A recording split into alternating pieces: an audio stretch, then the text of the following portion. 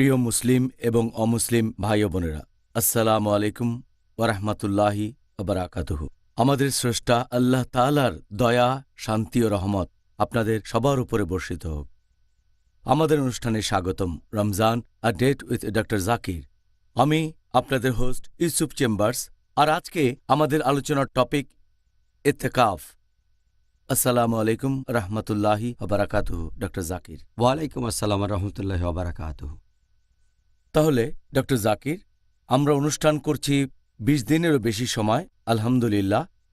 অনেক বিষয় আলোচনা করেছি, তবে রমজান মাসে মুসলিমদের ইবাদতের কাজগুলোর মধ্যে যেগুলোর ব্যাপারে মানুষের মনে সবচেয়ে বেশি ভুল ধারণা আছে তার মধ্যে একটা হলো এতেকাফ। প্রথমে আপনি কি এটার সংজ্ঞা বলবেন? এতেকাফ এছাড়াও আপনি কি আমাদের মুসলিম ভাই বোনদের উদ্দেশ্যে এটা বলবেন যে তাদের জন্য এতেকাফ পালন করা উচিত কিনা, আর সব মুসলিমদের জন্য এতেকাফ করা এটা কি ফরজ? আলহামদুলিল্লাহ ওয়াসসালাতু ওয়াসসালাম আলা রাসূলিল্লাহ ওয়া আলা আলিহি ওয়া সাহবিহি আজমাইন, আম্মা বাদ। আউযু বিল্লাহি মিনাশ শাইতানির রাজীম। বিসমিল্লাহির রহমানির রহিম। রব্বি ইশরাহ লি সাদরি ওয়া ইয়াসসির লি আমরি ওয়াহলুল উকদাতাম মিন লিসানি ইয়াফকাহু কাওলি। এই ইতিকাফ শব্দটার মূল যে আরবি শব্দ সেটা হচ্ছে আকাফা, যার মানে লেগে থাকা, ঝুলে থাকা, আটকে থাকা। এর মানে রাখা। এর আরেকটা মানে একটা জিনিসকে আরও একটার সাথে যুক্ত করা, যেটা হতে পারে ভালো অথবা খারাপ। আর পবিত্র কোরআনে বলা হয়েছে সূরা আম্বিয়া অধ্যায় নম্বর ২১ আয়াত নম্বর ৫২, সেখানে ইব্রাহিম আলাইহিস সালাম তিনি তার বাবাকে বলছেন আর তার সম্প্রদায়কে বললেন যে তোমরা যেসব মূর্তির পূজা করো, সে সময় তারা বিভিন্ন রকম মূর্তি পূজা করত। তিনি বললেন যে মূর্তির পূজা করো, এখানে আরবি শব্দটা আকিফুন, যে মূর্তির সাথে তোমরা লেগে থাকো, যার সাথে আটকে থাকো। এখানে শব্দটা ব্যবহার করা হয়েছে একটা নেগেটিভ জিনিস বোঝাতে। এছাড়াও অনেক আয়াতে এটা পজিটিভ জিনিস বোঝাচ্ছে। সূরা বাকারা অধ্যায় ২ আয়াত ১২৫, সূরা বাকারা অধ্যায় ২ আয়াত ১৮৭। লিসানুল আরব অনুযায়ী এই ইতিকাফ শব্দটার মানে সম্পূর্ণভাবে একজনকে কোনো কিছুর সাথে যুক্ত করা। এর মানে যখন কেউ মসজিদে থাকা শুরু করে আর আল্লাহর ইবাদত করে, ইসলামিক শরিয়া অনুযায়ী ইতিকাফ শব্দের মানে মসজিদে যুক্ত আর প্রত্যাবর্তন করা, মসজিদে অবস্থান করা। এটা করা আল্লাহ সুবহানাহু ওয়া তাআলার কাছাকাছি যাওয়ার আশায় এবং তার পুরস্কারের আশায়।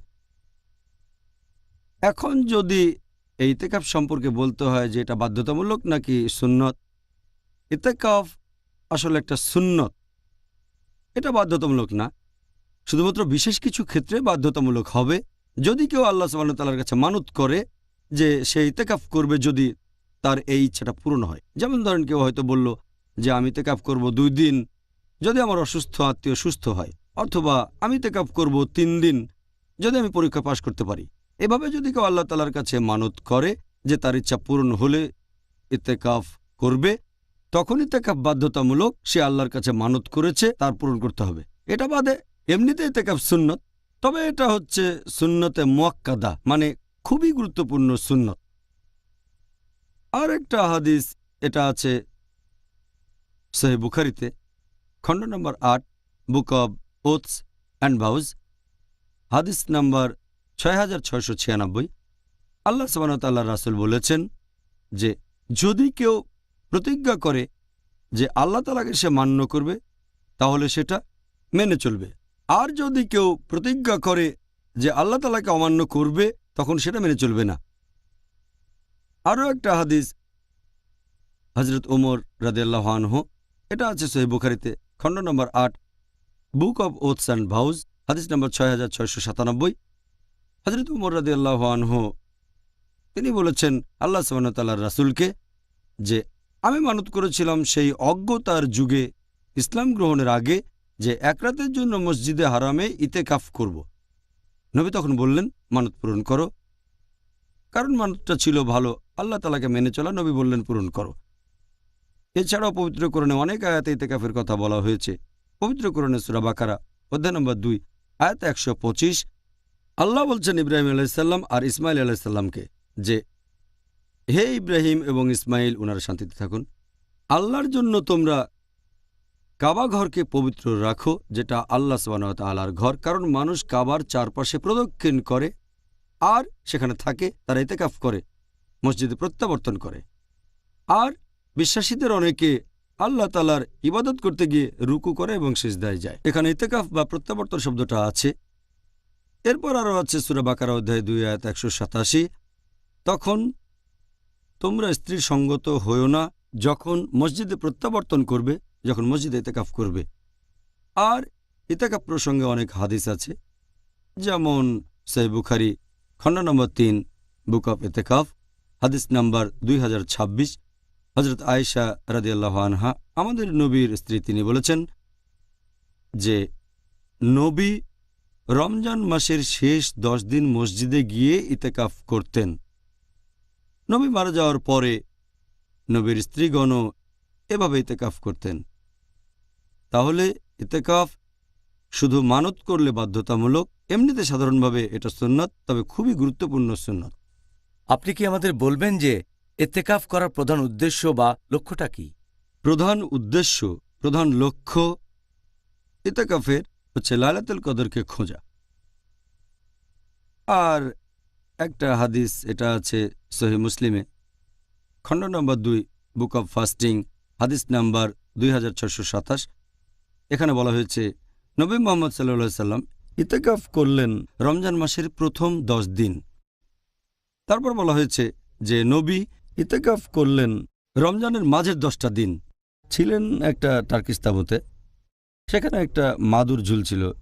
এরপর নবী সেই তাঁবুর ভেতর থেকে মুখ বের করলেন আর তিনি বললেন যে আমি সবেমাত্র জানতে পারলাম ফেরেশতার মাধ্যমে সেই মহান রাত মানে লাইলাতুল কদর পড়বে রমজান মাসের শেষ 10 দিনে।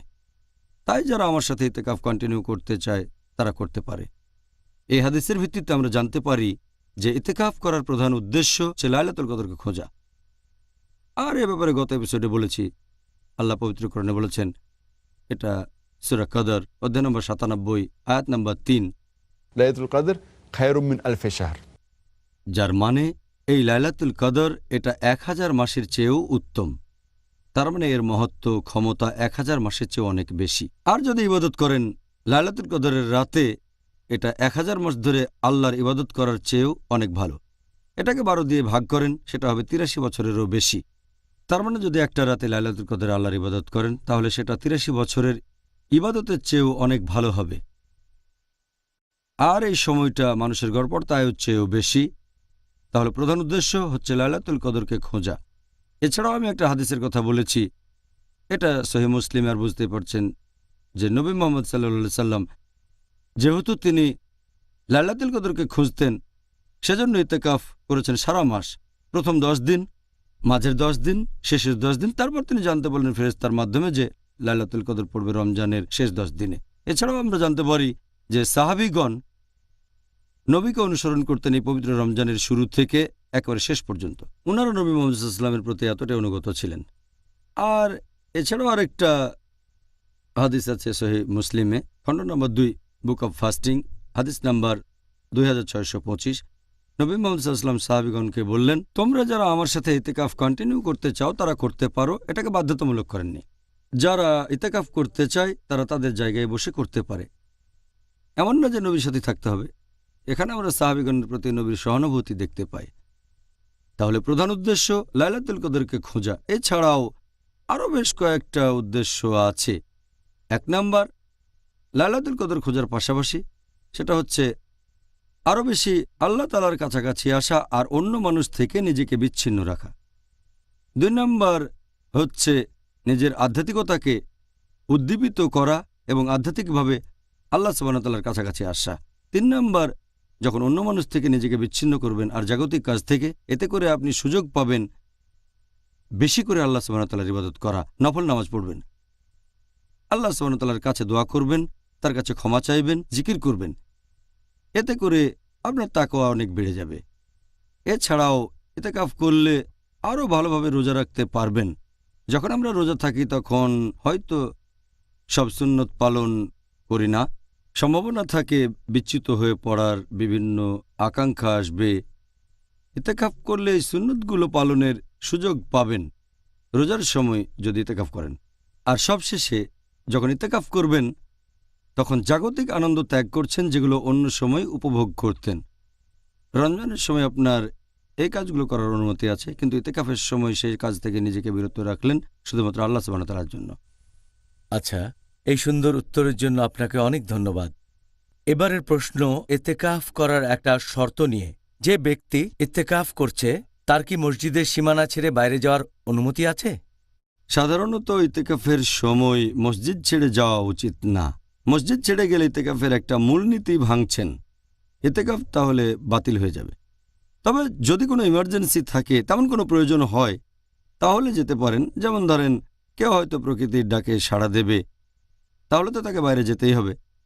অথবা সে লোক যদি অজু করতে চায়, অথবা যদি সে গোসল করে পরিষ্কার হতে চায়, অথবা তার জন্য মসজিদে খাবার আনার মতো যদি কেউ না থাকে, তাহলে বাইরে গিয়ে খাওয়া দাওয়া করার জন্য অনুমতি আছে।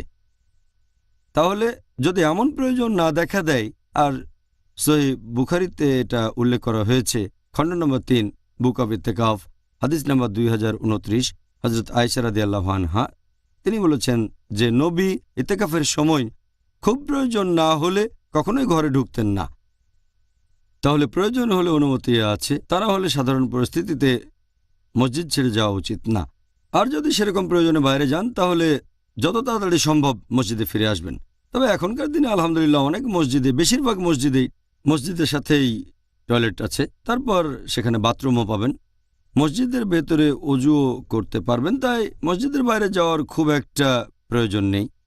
আর ধরেন এছাড়াও নবীর স্ত্রী হযরত আয়েশা রাদিয়াল্লাহু আনহা তিনি বলেছেন, এটার উল্লেখ আছে সুনান আবু দাউদ, খণ্ড নম্বর 2, বুক অব ফাস্টিং, হাদিস নাম্বার 2467, যে লোক ইতেকাফ করবে, এটা ইতেকাফের সুন্নত, সে কোনো রোগীকে দেখতে যেতে পারবে না, অথবা কোনো জানাজায় যাবে না, অথবা স্ত্রীকে আলিঙ্গন করবে না, অথবা স্ত্রী সহবাস করবে না। আর খুব বেশি প্রয়োজন না হলে মসজিদ থেকে বের হবে না। এখান থেকে আমরা জানতে পারছি যে ইতেকাফ করার সময় এটা নবীর সুন্নত না যে আপনি কোনো রোগীকে দেখতে যাবেন, অথবা আত্মীয়ের বাসায় যাবেন, বা পরিবারের কাজে বাইরে কোথাও যাবেন টাকা উপার্জন করার জন্য, অথবা কোনো জানাজায়। তাই খুব প্রয়োজন না হলে মসজিদ ছেড়ে আপনি যেতে পারবেন না। আচ্ছা, আমরা তাহলে ইতেকাফ করার প্রধান একটা শর্তের ব্যাপারে বিস্তারিত জানলাম। এখন আপনি কি আমাদের বলবেন যে কোন কাজগুলি করলে ইতেকাফ বাতিল হয়ে যায়, কোন কাজগুলি করার অনুমতি নেই ইতেকাফের সময়? যেসব কারণে ইতেকাফ বাতিল হয়ে যেতে পারে, 1 নম্বর উপযুক্ত কোনো কারণ ছাড়া মসজিদ থেকে বের হওয়া। একটু আগে এই ব্যাপারে বললাম, যদি সেরকম কোনো প্রয়োজন থাকে, হয়তো প্রকৃতির ডাকে সাড়া দিতে যাবেন, অথবা হয়তো অজু করবেন, অথবা হয়তো আপনি গোসল করবেন, অথবা খাবার আনার মতো কেউ না থাকলে বাইরে গিয়ে খাবার আনবেন, এ ধরনের পরিস্থিতিতে আপনি মসজিদ থেকে বের হতে পারেন। তবে উপযুক্ত কোনো কারণ ছাড়া মসজিদ থেকে বের হতে পারবেন না। আমি আগে বলেছি যে এখনকার দিনে আলহামদুলিল্লাহ, যেহেতু এখনকার দিনের বেশিরভাগ মসজিদেই টয়লেট আছে, বাথরুম আছে, তাই এখন এসব কাজের জন্য আর মসজিদের বাইরে যেতে হবে না। তাহলে 1 নম্বর, যদি কেউ উপযুক্ত কারণ ছাড়া মসজিদ থেকে বের হয়ে যায় তাহলে ভেঙে যাবে ইতেকাফ। 2 নম্বর, যদি কেউ তার স্ত্রীর সাথে সহবাস করে, আল্লাহ পবিত্র কোরআনে বলেছেন সূরা বাকারা অধ্যায় নম্বর 2 আয়াত নম্বর 187 যে তোমরা তোমাদের স্ত্রীর সাথে সঙ্গত হও না যখন মসজিদে সংযুক্ত থাকবে। ইতেকাফের সময় তোমরা স্ত্রী সহবাস করো না। তাহলে বিশেষজ্ঞগণ এ ব্যাপারে একমত, যদি স্ত্রী সহবাস করে থাকেন ইতেকাফ তাহলে বাতিল হয়ে যাবে। তবে স্ত্রী আপনাকে টাচ করলো সাধারণভাবে, হয়তো আপনাকে খাবার দিতে সে টাচ করলো, এতে কোনো সমস্যা নেই। তবে এখানেও স্ত্রী যদি আবেগ নিয়ে স্পর্শ করে, অথবা আপনি আবেগে স্পর্শ করলেন, আলিঙ্গন করলেন বা চুমু দিলেন, বিশেষজ্ঞগণ সবাই একমত যে এটা হচ্ছে মাকরু, না করলে ভালো। কিছু বিশেষজ্ঞগণ বলেন ইতেকাফ ভেঙে যাবে, ইতেকাফ বাতিল হয়ে যাবে। তাহলে বিশেষজ্ঞগণের মধ্যে মতভেদ আছে। আমি আলিঙ্গন করছি অথবা স্ত্রীকে চুমু দিচ্ছি, এতে কি আসলে ইতেকাফ ভেঙে যাবে? কারণ পবিত্র কোরআনে সূরা বাকারা অধ্যায় 2 আয়াত 187 এখানে শব্দটা মুবাশশারা, যে তোমাদের স্ত্রীর সাথে সঙ্গত হও না। এখানে শব্দটার মানে হবে আসলে শুধুমাত্র যৌন মিলন। যে বিশেষজ্ঞগণ বলেন এতে ইতিকাফ বাতিল হয়ে যায় না, তারা শব্দটার মানে করেছেন শুধুমাত্র যৌন মিলন। তবে আবেগ দিয়ে স্পর্শ, চুমু বা আলিঙ্গন এগুলো মাকরু, না করলে ভালো, এতে ইতিকাফ বাতিল হয়ে যায় না। যারা শব্দটার মানে করেছেন সামগ্রিকভাবে, তারা বলছেন স্ত্রী সহবাসের পাশাপাশি স্ত্রীকে আলিঙ্গন করলে অথবা স্পর্শ করলে ইতিকাফ বাতিল হয়ে যাবে। আল্লাহ মালুম, আল্লাহ ভালো জানেন। 3 নম্বর যে কারণে ইতিকাফ বাতিল হয়ে যায় সেটা হচ্ছে রজস্রাব আর সন্তান প্রসবের পর যখন রক্তপাত হয়। 4 নম্বর যে কারণে ইতিকাফ বাতিল হয়ে যায় সেটা বড় ধরনের কোনো গুনাহ করা। 5 নম্বর অস্বাভাবিকতা, এটা হতে পারে পাগলামি থেকে, অথবা কোনো ড্রাগস বা মেডিসিনের কারণে, অথবা হতে পারে অ্যালকোহলের কারণে, হতে পারে মদের কারণে, অথবা মাদকদ্রব্য। কারণ আমরা ইবাদত করব স্বাভাবিক অবস্থায়। ইবাদত করব তখন যখন সুস্থ স্বাভাবিক থাকব। অস্বাভাবিক অবস্থায় পালন করলে সেই ইবাদতটা বাতিল হয়ে যাবে। ইতিকাফ বাতিল হওয়ার শেষ যে কারণ সেটা যদি শিরক করেন। আল্লাহ পবিত্র কোরআনে বলেছেন সূরা জুমার অধ্যায় নম্বর 39 আয়াত নম্বর 65 যে তোমার প্রতি এবং তোমাদের পূর্ববর্তীদের প্রতিও এটা অবতীর্ণ হয়েছে যে তোমরা যদি আল্লাহ ব্যতীত অন্য কোনো শরীক স্থির করো তাহলে তোমাদের সব কাজই নিষ্ফল হয়ে যাবে, কোনো লাভ হবে না। আর তারপর পরকালে বা আখিরাতে তোমরা অবশ্যই ক্ষতিগ্রস্ত হবে। সেজন্য যদি কোনো লোক শিরক করে, আল্লাহ সুবহানাহু ওয়া তাআলাকে বাদ দিয়ে অন্য কারো ইবাদত করে, তখন তার ইতিকাফ বাতিল হয়ে যাবে। তাহলে এই 6টা কারণে ইতিকাফ বাতিল হয়ে যাবে। আল্লাহ আমাদেরকে রক্ষা করুন, আমরা যেন এই ভুলগুলো না করি, আর আল্লাহ সুবহানাহু ওয়া তাআলা যেন আমাদের ইতিকাফ কবুল করেন। এবারে আমরা কয়েনের উল্টো পিঠটাও একটু দেখতে চাই। কোন কোন কাজগুলো করার অনুমতি রয়েছে ইতিকাফের সময়? ইতিকাফের সময় যে কাজগুলোর অনুমতি আছে, যদি প্রয়োজন হয় তাহলে আপনি মসজিদের বাইরে যেতে পারেন, এ কথা আগে বলেছি, টয়লেট করার জন্য, অথবা হয়তো অজু বা গোসলের জন্য, অথবা যদি খাবার না থাকে ইত্যাদি। এ ব্যাপারে আয়েশা রাদিয়াল্লাহু আনহার বলা একটা হাদিস, এটা আছে সহিহ বুখারীতে খণ্ড নম্বর 3 বুক অফ ইতিকাফ হাদিস নম্বর 2029, যে নবী ইতিকাফ করার সময় কখনোই ঘরে ঢুকতেন না যদি না তেমন কোনো প্রয়োজন হতো।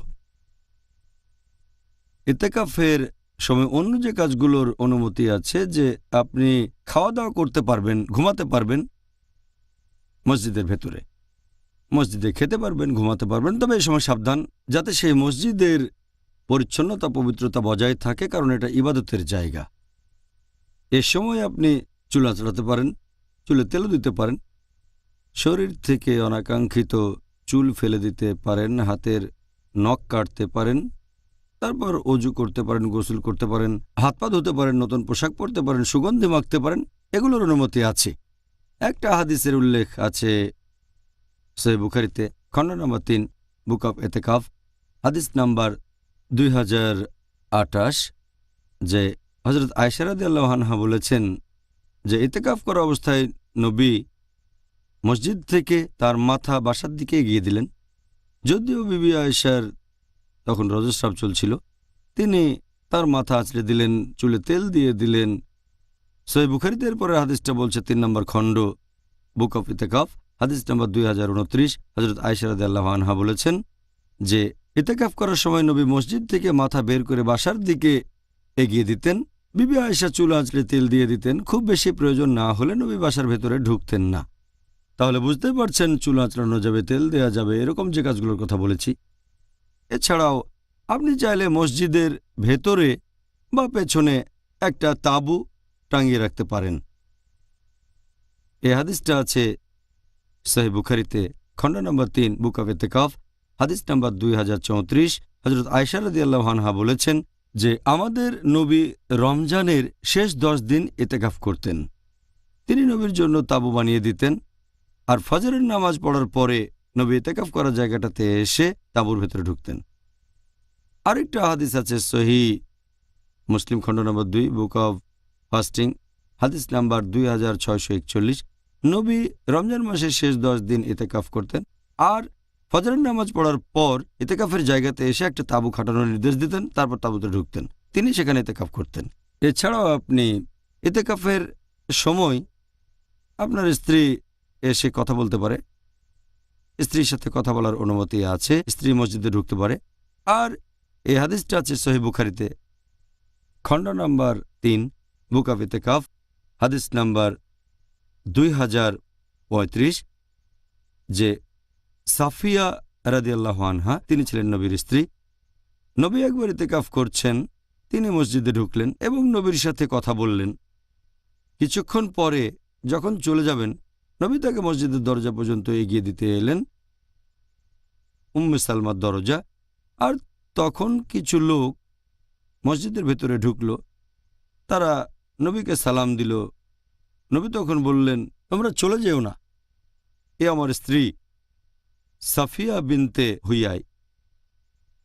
তখন লোকগুলো বলল, সুবহানাল্লাহ ওয়া রাসূলুল্লাহ, তার মানে এ কথা ভাবলেন কিভাবে? তারা একটু দুঃখ পেল যে নবী কেন ভাবলেন তারা অন্যভাবে নিচ্ছে। তখন নবী উত্তর দিলেন যে শয়তান মানুষের কাছে এসে তার শরীরে রক্তের মতো যে কোনো অংশে চলে যেতে পারে, যাতে তোমাদের মাথায় কোনো খারাপ চিন্তা না আসে, সেজন্য তোমাদের আমি এ কথাটা বললাম। এখান থেকেই আমরা জানতে পারি যে অনেকের মনে হয়তো সন্দেহ আছে, তবে নবী এটা করেছেন আলহামদুলিল্লাহ। তাহলে যে ইতিকাফ করছে তার স্ত্রী মসজিদে ঢুকতে পারে। এছাড়া একটা হাদিস আছে সহিহ বুখারীতে, খণ্ড নাম্বার 3, বুক অফ ইতিকাফ, হাদিস নাম্বার 2037, যে হযরত আয়েশা রাদিয়াল্লাহু আনহা বলেছেন যে নবী সাল্লাল্লাহু আলাইহি সাল্লামের একজন স্ত্রী নবীর সাথে ইতিকাফ করেছিলেন। আর এছাড়া উল্লেখ করা হয়েছে সহিহ বুখারীতে, খণ্ড নাম্বার 3, বুক অফ ইতিকাফ, হাদিস নাম্বার 2026, নবী সাল্লাল্লাহু আলাইহি সাল্লাম মসজিদে ইতিকাফ করতেন রমজানের শেষ 10 দিন। তিনি মারা গেলে তাঁর স্ত্রীগণ এই প্র্যাকটিসটা চালিয়ে যান। তাহলে ইতিকাফের সময় স্ত্রীর সাথে কথা বলার অনুমতি আছে, কোনো সমস্যা নেই। জাযাকাল্লাহ খায়ের ডক্টর জাকির। এখন আপনি কি বলবেন ইতিকাফ করার সময় কোন কাজগুলিকে সুপারিশ করা হয়েছে? ইতিকাফের সময় যে কাজগুলো সুপারিশ করা হয়েছে তার 1 নাম্বার, আপনি নামাজ পড়বেন, দিনে 5 ওয়াক্ত নামাজ পড়বেন, এটা তো আবশ্যিক, এটা ফরজ। এছাড়াও ইতিকাফের সময় পড়বেন নফল নামাজ, যত বেশি পড়তে পারবেন ততই ভালো হবে। নফল সুন্নত যত পড়তে পারেন এটা করলে ভালো ইতিকাফের সময়। 3 নম্বর হচ্ছে আল্লাহ সুবহানাহু ওয়া তাআলার কাছে দোয়া করবেন, যত বেশি পারেন আল্লাহ তাআলার কাছে ক্ষমা প্রার্থনা করবেন। 4 নম্বর আল্লাহ তাআলার কাছে ক্ষমা প্রার্থনা করবেন। ইতিকাফের সময় আমরা আল্লাহ সুবহানাহু ওয়া তাআলার কাছে ক্ষমা চাইব। 5 নম্বর এ সময় আল্লাহর জিকির করবেন, বলবেন সুবহানাল্লাহ, আলহামদুলিল্লাহ, সমস্ত প্রশংসা আল্লাহ তাআলার। 6 নম্বর এ সময় তাকবীর আর কালেমা পড়তে পারেন, আল্লাহু আকবার। 7 নম্বর নবী মুহাম্মদ সাল্লাল্লাহু আলাইহি ওয়াসাল্লামের প্রশংসা করে বিভিন্ন দোয়া পড়তে পারেন। 8 নম্বর পবিত্র কোরআন তেলাওয়াত করবেন। 9 নম্বর আরবিতে কোরআন পড়ার পাশাপাশি এর তাফসির পড়বেন আপনারা। আপনি এই সময় কোরআনের অনুবাদও পড়তে পারেন। যারা আরবি ভাষা বুঝতে পারেন না তারা অনুবাদ পড়তে পারেন, যাতে আল্লাহর নির্দেশগুলো নিজের জীবনে প্রয়োগ করতে পারেন। কোরআনের তাফসিরও পড়তে পারেন আপনি, যে ভাষায় আপনি ভালো বোঝেন। এই সময় নবীর হাদিসগুলো পড়তে পারেন। এছাড়া নবী রাসূলগণের জীবন কাহিনী পড়তে পারেন। তাহলে এই কাজগুলো সুপারিশ করা হয়েছে। আর এ সময় কোনো বাড়াবাড়ি করবেন না। একটা হাদিস আছে সহিহ বুখারীতে, খণ্ড নম্বর 8, বুক অব ওথস অ্যান্ড ভাউজ, হাদিস নাম্বার 6704। একবার নবী যখন খুতবা দিচ্ছিলেন তিনি দেখলেন এক লোক দাঁড়িয়ে আছে। নবী জিজ্ঞেস করলেন, ব্যাপার কি? লোকজন বলল, এর নাম আবু ইসরাইল, প্রতিজ্ঞা করেছে সে দাঁড়িয়ে থাকবে, বসবে না, সে ছায়ার নিচে যাবে না, কোনো লোকের সাথে কথা বলবে না, আর রোজা রাখবে। নবী বললেন, তাকে বলো তার কথা বলা উচিত, তাকে ছায়ায় নিয়ে এসো আর তাকে বসতে বলো, তারপর রোজা পূর্ণ করুক। তাহলে ইতিকাফ করার সময় সুপারিশ করা হয়েছে নামাজ পড়ার জন্য। তবে বাড়াবাড়ি করবেন না, যে কথা বলবো না, বসবো না, ছায়ার নিচে যাব না। তাহলে ইতিকাফের সময় সুপারিশ করা হয়েছে নামাজ, রোজা, ক্ষমা প্রার্থনা, জিকির, কোরআন হাদিস পড়া ইত্যাদি। জাজাকাল্লাহ খায়ের ডক্টর জাকির। এবারে আপনার কাছে আমাদের পরের প্রশ্ন। ডক্টর জাকির, এই এতেকাফ করার পূর্ব শর্তগুলো কি কি, আর এতেকাফ করার সময় আমাদের রোজা থাকাটা কি আবশ্যিক? ইতেকাফ করার জন্য যে পূর্বশর্তগুলো পালন করতে হবে, এখানে অবশ্যই তাকে মুসলিম হতে হবে, সুস্থ স্বাভাবিক হবে, তাকে সাবালক হতে হবে। এ সময় সে জানাবা অবস্থায় থাকবে না, সহবাসের কারণে অপবিত্র অবস্থায় থাকতে পারবে না। মহিলা হলে এ সময় রজস্রাব বা প্রসব পরবর্তী রক্তপাত হবে না। ইতেকাফ করার সময় পবিত্র থাকতে হবে। আর এগুলো ছাড়াও ইতেকাফের দুটো স্তম্ভ আছে। 1 নাম্বার, সেটা হচ্ছে নিয়ত। ইতেকাফের নিয়ত হবে আল্লাহ তাআলার সান্নিধ্য লাভের চেষ্টা করা, তার পুরস্কার লাভের আশা করা। 2 নম্বর, ইতেকাফ করবেন কোন একটা মসজিদে। আল্লাহ পবিত্র কোরআনে বলেছেন সূরা বাকারা অধ্যায় 2 আয়াত নম্বর 187 যে তোমাদের স্ত্রীদের সঙ্গত হয়েও না যখন মসজিদে ইতেকাফ করবে। তাহলে ইতেকাফ করার সময় সহবাস করবেন না। এই প্রসঙ্গটা নিয়ে আগের প্রশ্নের উত্তরে আলোচনা করেছি। আর ইতেকাফ করবেন কোনো মসজিদে, এটা নিয়ে মতভেদ আছে। অনেকে বলেন যে কোনো মসজিদে করা যাবে, তবে বিশেষজ্ঞগণ বলেন যে কোনো মসজিদে করা হবে না, এমন মসজিদ হতে হবে যেখানে জামাতে নামাজ পড়া হয়। আর সেই মসজিদে যেন জুমার নামাজ জামাতে পড়া হয়। কারণ যদি সেখানে জামাতে নামাজ না পড়া হয় আর যদি কেউ সেখানে ইতেকাফ করে, তাহলে হয় সে জামাত ছাড়া নামাজ পড়বে, যেটা ঠিক না, অথবা অন্য মসজিদে তাকে নামাজ পড়তে যেতে হবে। ইতেকাফের উদ্দেশ্য ঠিক থাকবে না। তাই বেশিরভাগ বিশেষজ্ঞ বলেন এমন মসজিদ হবে যেখানে নিয়মিতভাবে জামাতে নামাজ পড়া হয়, আর বিশেষ করে যেন জুমার নামাজ জামাতে পড়া হয়।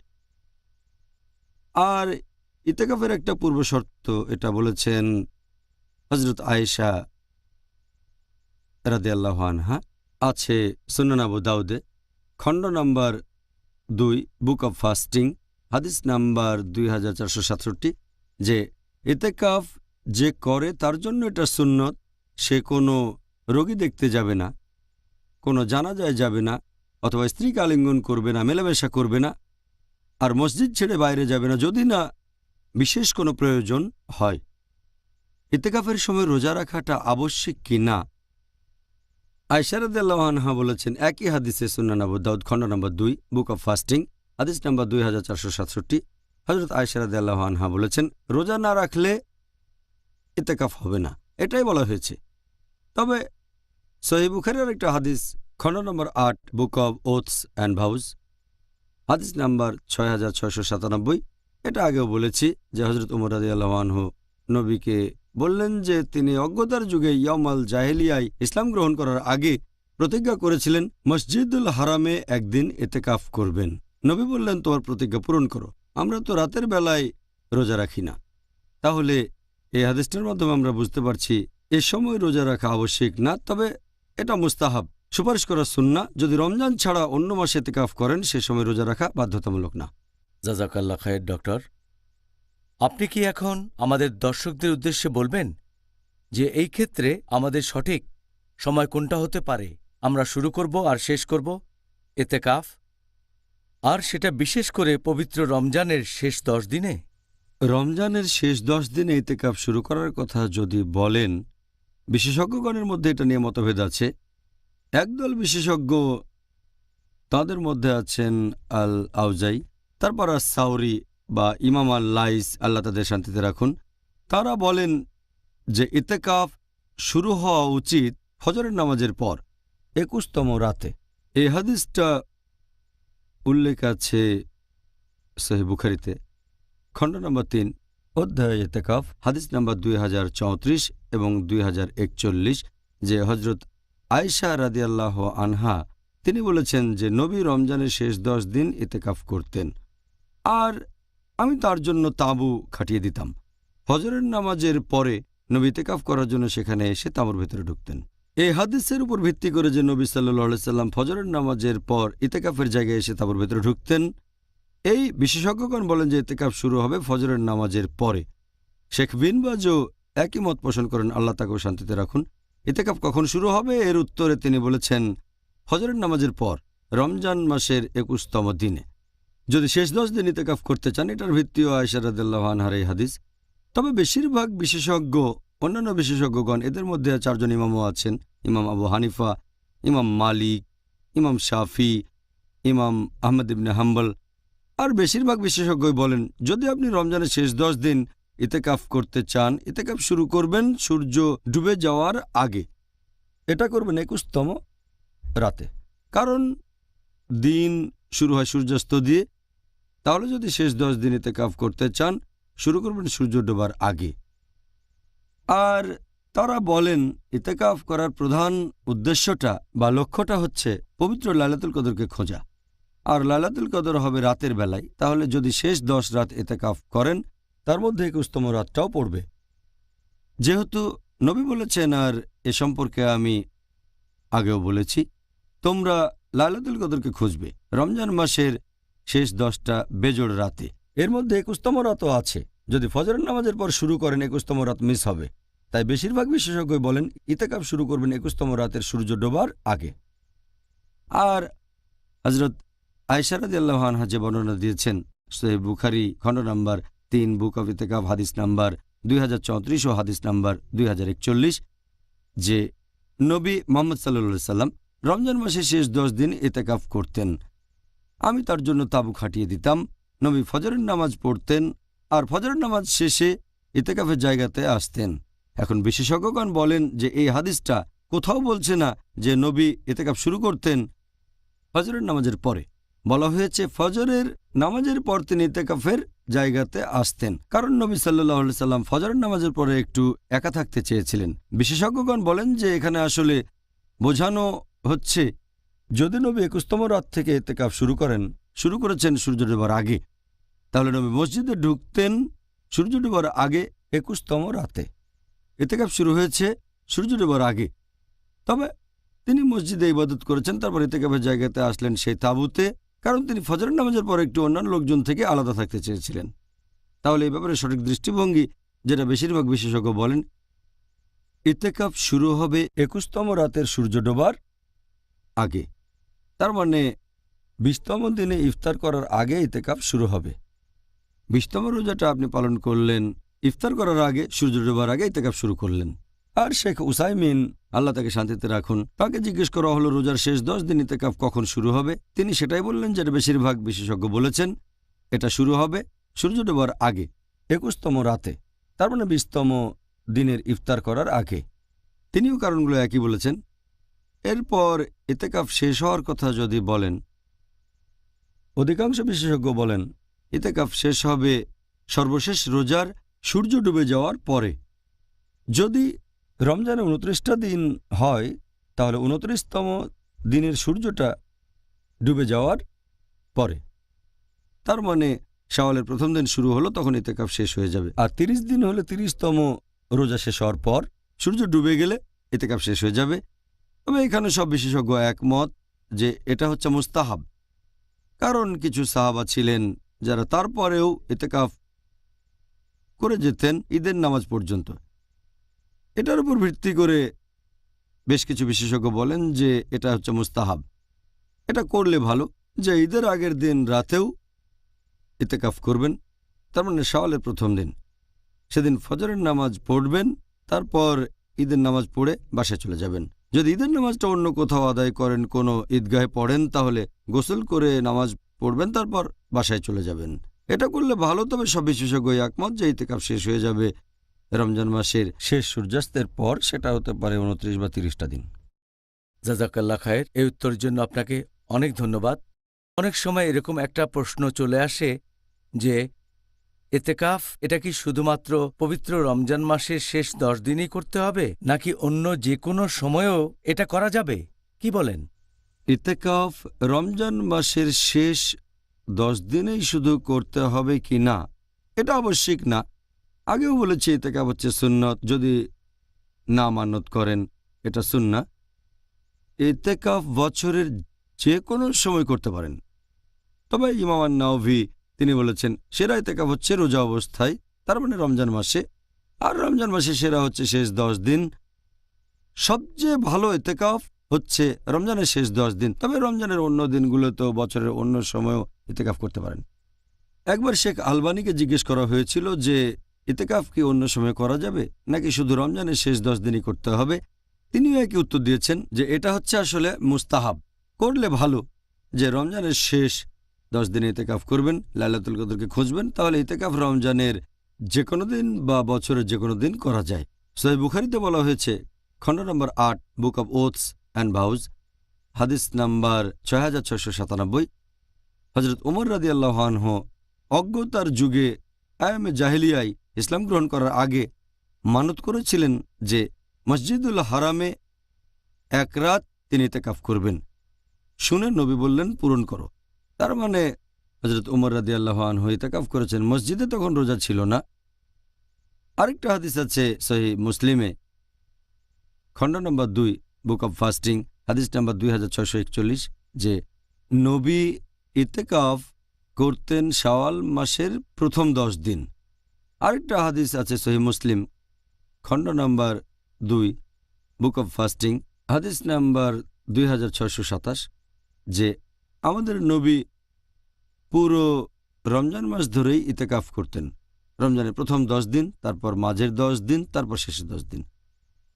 আরও একটা হাদিস আছে সহিহ বুখারী, খণ্ড নম্বর 3, বুক অফ ইতেকাফ, হাদিস নাম্বার 2044, যে নবী মারা যাওয়ার আগে শেষ রমজানে 20 দিন ইতেকাফ করেছিলেন। তার মানে শেষ ইতেকাফ করেছেন তিনি মারা যাওয়ার আগে, তার জীবনের শেষ রমজানে করেছিলেন শেষ 20 দিন। এছাড়াও আরেকটা হাদিস আছে যে ফেরেশতা জিবরাইল নবীকে কোরআন পড়ে শুনিয়েছেন 2 বার, এজন্য 20 দিন ইতেকাফ করেছেন। আরেকটা হাদিস আছে সহিহ বুখারীতে, খণ্ড নম্বর 3, বুক অফ ইতেকাফ, হাদিস নাম্বার 2026, যে নবী সাল্লাল্লাহু আলাইহি সাল্লাম ইতেকাফ করতেন রমজানের শেষ 10 দিন। তিনি মারা গেলে তার স্ত্রীগণে প্র্যাকটিস চালিয়ে যান। তাহলে বুঝতে পারছেন যে রমজান মাসের শেষ 10 দিন ইতেকাফ করলে ভালো, সবচেয়ে ভালো। এছাড়াও রমজানের যে কোনো দিনে ইতেকাফ করতে পারেন, বছরের যে কোনো দিনে করতে পারেন। জাজাকাল্লাহ খায়ের ডক্টর। এবার আপনার সাথে ইন্টারভিউ পর্বের শেষ প্রশ্ন, যেটার টপিক হলো ইতেকাফ। যে ইতেকাফ করলে আমরা কেমন পুরস্কার পেতে পারি? আপনি যদি ইতেকাফের পুরস্কারের কথা বলেন, আবু দাউদ রাদিয়াল্লাহু আনহু তিনি ইমাম হাম্বলকে জিজ্ঞেস করেছিলেন, আল্লাহ তাকে শান্তিতে রাখুন, যে ইতেকাফ করার পুরস্কারটা কি। তিনি বললেন, আমি কোনো পুরস্কারের কথা জানি না, কিছু হাদিস জানি যেগুলো জয়ীফ। এটা আবু দাউদের মাসাইলে উল্লেখ আছে। এরকম অনেক জয়ীফ হাদিস আছে যেখানে ইতেকাফের পুরস্কারের কথা বলা হয়েছে। যেমন ধরেন, এরকম একটা জয়ীফ হাদিস আছে যেটাকে জয়ীফ বলেছেন আলবানী। এটা উল্লেখ করা হয়েছে ইবনে মাজায়, যে কেউ যদি ইতেকাফ করে আর পুরস্কারের আশা করে এবং গুনাহ না করে, তাহলে সে তার করা সব ভালো কাজের জন্য এখানে পুরস্কার পাবে। শেখ আলবানী এই হাদিসটাকে জয়ীফ বলে মত দিয়েছেন ইবনে মাজাহ। এরকম একটা হাদিস আছে, সেটাও জয়ীফ। বলা হয়েছে, যদি কেউ ইতেকাফ করে একদিন আর আল্লাহর কাছে পুরস্কার আশা করে, আল্লাহ তখন সেই লোক এবং দোজখের আগুনের মধ্যে 3টা পরীক্ষা খুঁড়বেন। এক একটা পরীক্ষা চওড়াই হবে পৃথিবীর পূর্ব থেকে পশ্চিম পর্যন্ত। এই হাদিসটাকেও শেখ আলবানী জয়ীফ বলেছেন। আরেকটা হাদিস ইতেকাফের পুরস্কার নিয়ে কথা বলছে, এটাও জয়ীফ। এখানে বলা হয়েছে, যদি কেউ ইতেকাফ করে একদিন, আনুগত্যের সাথে পুরস্কারের আশায় তার সব গুনাহ ক্ষমা করা হবে। এই হাদিসটাও জয়ীফ হাদিস। তবে কিছু সহিহ হাদিসও আছে, যেমন এটা আছে সহিহ বুখারীতে, খণ্ড নম্বর 3, বুক অব লাইলাতুল কদর, হাদিস নম্বর 2014, যে যদি কেউ কদরের রাতে ইবাদত করে আনুগত্যের সাথে আল্লাহর পুরস্কারের আশায়, তার আগের সব গুনাহ ক্ষমা করা হবে। তাহলে যদি আপনি ইতেকাফ করেন, সেটা লাইলাতুল কদর হলে ইনশাআল্লাহ। তবে শুধু ইতেকাফ নিয়ে এমন কোনো হাদিস নেই যে সব গুনাহ ক্ষমা করা হবে। আরেকটা হাদিস আছে যেটাকে বলা হয়েছে মওদু, শেখ আলবানীর মতে, যদি কেউ রমজানের শেষ 10 দিন ইতেকাফ করে, সেটা 2 হজ আর 2 উমরা পালনের সমান। এই হাদিসটাকে বলা হয়েছে মওদু শেখ আলবানীর মতে। এমন কোনো হাদিস নেই যেটা সহিহ আর যেখানে ইতেকাফের কথা বলা হয়েছে। তবে সাধারণ কিছু হাদিস, এমন একটা হাদিস আছে সহিহ বুখারীতে, খণ্ড নাম্বার 8, হাদিস নাম্বার 6502, এখানে বলা হয়েছে নফল ইবাদতগুলোর গুরুত্ব সম্পর্কে, যে কেউ যদি ফরজ পালন করে তারপর নফল পালন করে, আল্লাহ বলেছেন সে আমার আরও কাছে আসে। নফল কাজের মধ্যে আছে দোয়া করা, ক্ষমা প্রার্থনা করা, নফল নামাজ, ইতিকাফও আছে। যদি কেউ নফল পালন করে, আল্লাহ বলেছেন, নবী আমাদের জানিয়ে দিয়েছেন যে আল্লাহর কাছাকাছি আসে, আর আমি তখন তার শ্রবণ শক্তি হয়ে যায় যেটা দিয়ে সে শোনে, তার দৃষ্টিশক্তি হই যেটা দিয়ে সে দেখে, তার হাত যেটা দিয়ে কিছু ধরে, পা যেটা দিয়ে সে হাঁটে, আর সে যে কামনা করে আমি তা পূরণ করি। তাহলে এমনিতে নফল পালন করলে বেশ কিছু পুরস্কার পাবেন, তবে ইতিকাফের উপর নির্দিষ্ট করে আমার জানা মতে কোনো সহিহ হাদিসে কিছু বলা হয়নি। ভালো। আল্লাহ সুবহানাহু ওয়া তাআলা যেন আমাদের সবাইকে উৎসাহিত করেন, সবাইকে সুযোগ দেন যেন আমরা রমজান মাসের শেষ 10 দিনে ইনশাআল্লাহ। ইতেকাফ করতে পারি ইনশাআল্লাহ। আল্লাহ তাআলা যেন আমাদেরকে রমজানের শেষ 10 দিন ইতেকাফ করার মাধ্যমে এর উপকারগুলো অর্জনের একটা সুযোগ দেন। ডক্টর জাকির, অনুষ্ঠানের এই পর্যায়ে আমরা ইন্টারভিউ পর্বটা শেষ করেছি। এবারে আমরা আলোচনা করব আমাদের দর্শকদের পাঠানো প্রশ্নগুলো নিয়ে। আর এই ব্যাপারটা আপনিও জানেন, সত্যি বলতে আমার চাইতেও আরও ভালো জানবেন। আপনার কাছে দর্শকরা হাজার হাজার চিঠি পাঠিয়েছে, আর দুর্ভাগ্যজনকভাবে এই সবগুলো প্রশ্নের উত্তর দেওয়া আমাদের পক্ষে ঠিক সম্ভব নয়। তবে আমরা এর মধ্য থেকে অনেক প্রশ্ন নিয়ে আলোচনা করব যেগুলো আমাদের কাছে গুরুত্বপূর্ণ বলে মনে হয়েছে দর্শকদের কাছ থেকে যে প্রশ্নগুলো পেয়েছি। তাহলে ডক্টর, এখন আমরা এই টপিকের উপর দর্শকদের পাঠানো প্রশ্নগুলো নিয়ে আলোচনা করব। তাহলে পরের প্রশ্ন, আমরা মুসলিমরা কি একটা ছোট্ট বা অল্প সময়ের জন্য ইত্তেকাফ করতে পারি? ইতিকাফের সময়সীমার ব্যাপারে কোনো ধরাবাঁধা নিয়ম নেই। ইতিকাফ পালন করতে পারেন কম সময় বা বেশি সময় ধরে, কোনো সমস্যা নেই। বেশিরভাগ বিশেষজ্ঞ বলেন ইতিকাফ অল্প সময় হতে পারে, মাত্র 1 ঘন্টা। আর ইবনে আজম রাদিয়াল্লাহু আনহু বলেছেন যে ইতিকাফ 1 ঘন্টার জন্যও হতে পারে। তবে কিছু বিশেষজ্ঞ বলেন ইতিকাফ করতে হবে কমপক্ষে 1 দিন বা কয়েকদিন। তারা বলেন 1 ঘন্টা খুব কম সময়, একটা দিন পূর্ণ হচ্ছে না। তবে বেশিরভাগ বিশেষজ্ঞ বলেন ইতিকাফ অল্প সময়ের জন্য করা যায়, কয়েক ঘন্টা, 1 দিন, কয়েকদিন, 1 সপ্তাহ, 10 দিন, 1 মাস, সে লোকের উপর নির্ভর করবে। ইতিকাফের সময়সীমার কোনো নির্দিষ্ট নিয়ম নেই। জাযাকাল্লাহ খায়ের ডক্টর। পরের প্রশ্ন, মহিলাদের ক্ষেত্রে কি বাড়িতে ইতেকাফ করার অনুমতি আছে? ইতিকাফ প্রসঙ্গে পবিত্র কোরআনের একটা আয়াত, সূরা বাকারা অধ্যায় 2 আয়াত 187 বলা হয়েছে, তোমরা তোমাদের স্ত্রীদের সাথে সঙ্গত হও না যখন তোমরা মসজিদে ইতিকাফরত অবস্থায় থাকবে। যেহেতু পবিত্র কোরআনে বলা হয়েছে মসজিদের কথা, তাই পুরুষদের জন্য নিয়ম হচ্ছে মসজিদ ইতিকাফ করতে হবে সেখানেই, আর মহিলাদের ক্ষেত্রে এই নিয়মটা একই রকম। তবে কিছু বিশেষজ্ঞ বলেন যে ইতিকাফ বাসায় করা যাবে। মহিলারা যেখানে ইবাদত করে, একটা হাদিস এরকম বলছে যে ভেতরের ঘরে নামাজ পড়ার চেয়ে বাইরের ঘরে নামাজ পড়া বেশি ভালো, তার চেয়ে উঠোনে ভালো, তার চেয়ে মসজিদে ভালো। তবে তার মানে এই না মসজিদ এর মানে যেখানে সিজদা দেন।